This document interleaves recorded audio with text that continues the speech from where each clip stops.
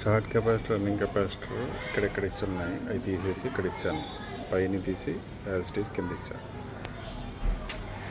Start కెపాసిటర్కి ఉన్న wire dummy చేశా. Start capacitor కింద నుండి ఇక్కడ నుండి ఉండేది, ఇక్కడ నుండి కాదు, ఇది ఇక్కడ నుండి ఉండేది. ఇక్కడ నుండి స్టార్ట్ కెపాసిటర్కి వెళ్ళేది తీసేసి స్టార్ట్ కెపాసిటర్కి బయట వైర్ తెచ్చా. అది ఇక్కడ ఇస్తా. పీ నుంచి ఇక్కడికి ఇచ్చి ఇక్కడ నుంచి ఇస్తారు. సో స్టార్ట్ కెపాసిటర్కి ఇక్కడ నుంచి వెళ్తుంది స్టార్ట్ కెపాసిటర్కి. ఓకే, అలానే ఇంకొక వైర్ ఏంటంటే ఇక్కడ నుంచి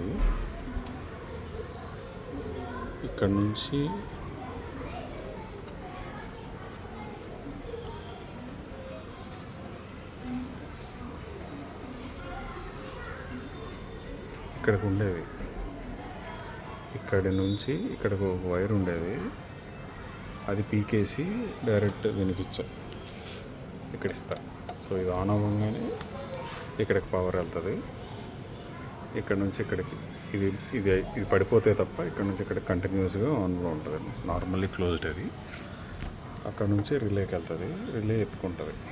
so phase as it is దిగుద్ది. ఫేజ్ నుంచి కెపాసిటర్ వెళ్ళి దీనికి వెళ్తుంది. ఇది న్యూట్రల్ యాజ్ ఇట్ ఈజ్ దిగుద్ది.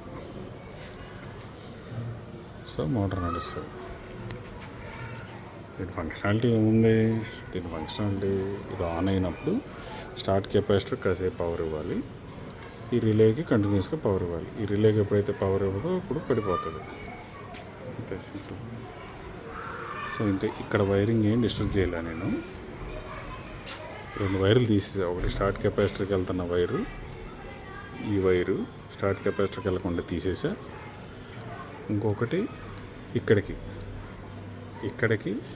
ఇక్కడ నుంచి ఇచ్చింది, అది తీసేసా. 2 టేప్లు వేసి ఉంచా. అంతే.